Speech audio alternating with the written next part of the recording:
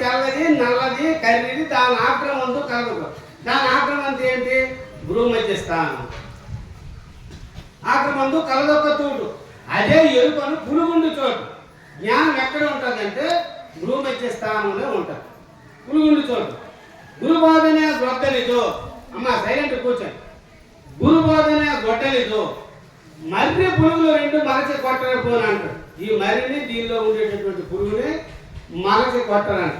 మళ్ళీ ఒక కంగారు అంటాడు, అదే చూపులలో గల వస్తువు చూపులో గల వస్తువు చూపులు కూడా జ్ఞాపక ఎరుకని తెలియము, చూపులు లేనట్టు బయలు చూసేది ఇంకేమి, ఎరుకే లేదు తోసేది ఏమంటాడు. అంటే ఇక్కడ ఏమన్నాడు? చూపులలో గల వస్తువు లోపల ఉండేటటువంటి ద్రష్ట రూపంలో ఎరికేటటువంటి ఏదైతే ఉందో ఆ వస్తువు, చూపులు గల వస్తువులు సర్వ సృష్టినంతా చూసేటటువంటి వస్తువు, చూపులు గల వస్తువు, చూపులు గల వస్తువు, చూపులు కూడా ఈ చూపు అనేటటువంటిదే దృక్కు. చూపులు కూడా జ్ఞాపక ఎరుకని తెలియము, చూపులు లేనట్టు బయలు చూసేది ఇంకేమి, ఎరుకే లేదు తోచేదేమి. అంటే ఈ చూసేది ఇదే ఎరుక. అంటే ఇక్కడ మనకేమైంది? ఎరుక నిరూపణ అయ్యేది. ఈ ఎరుక నిరసన ఎట్లా అంటే ఇప్పుడు బ్రహ్మ సత్యము జగత్ విద్య అన్నటువంటి ద్వారంలో చాలా మంది మనము భ్రాంతిలో ఉన్నాం.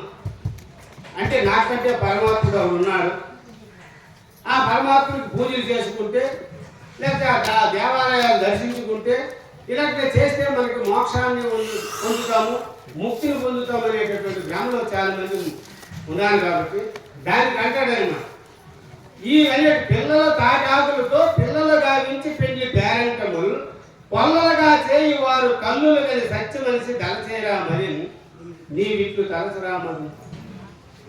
పిల్లలు తాటాకులతో పిల్లలు గావించి, ఇప్పుడు మన ఇంట్లో చిన్న పిల్లలు ఉంటారు, సంటి పిల్లలు, వాళ్ళు ఏం చేస్తారంటే ఇంట్లో ఒక ప్లేటును ఒక చిన్న కర్రలు తెచ్చుకొని ఒక చిన్న పందిలాగా వేసుకొని అక్కడ పెళ్ళిళ్ళు చేసుకుంటుంటారు. అది మనం ఏమని మన పెద్దలు ఎవరో వచ్చి అడుగుతారు, ఈ పిల్లలు కనబడరు ఏమమ్మానంటే, అది ఆయన బయట ఆడుకుంటుంటారు అంటారు, పిల్లలు చేసుకుంటారు కదా, వాళ్ళు మాత్రం పిల్లలు అని అనుకోండి.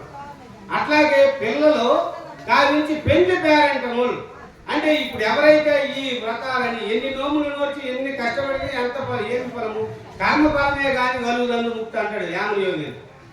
మనం ఎన్ని చేసినా కూడా తాము నిలిచి చోట దైవంబు లేడుని పామర జనులు తిరుపతులు తిరిగి జోను విడిచి చేత సొమ్ములు ఎల్లబోసి శరీగ్రహంబు చేరువేమా అంటారు.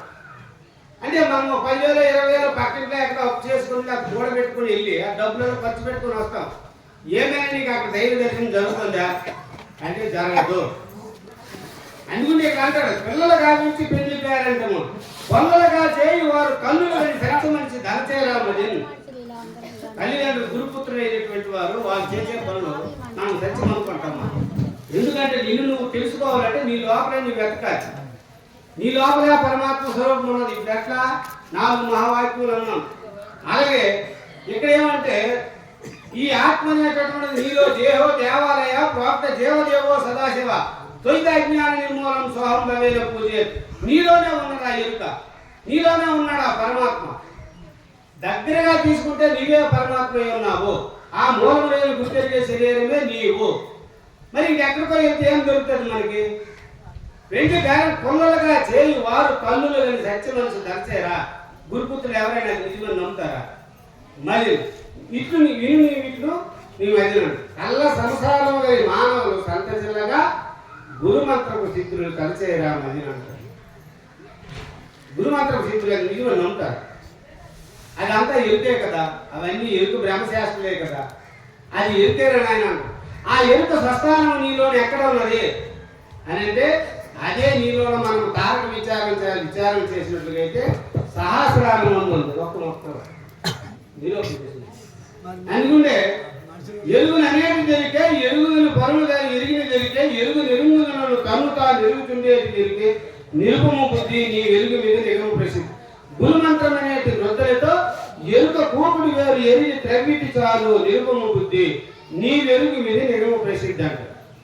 ఏదైతే ఈ అఖండ స్వరూపమైనటువంటి ఈ పిండ బ్రహ్మాండలకు మూలమైనటువంటి అఖండం ఉన్నదో ఆ అఖండము నీలో సహస్రారం గురు స్వరూపమై ఉన్నది.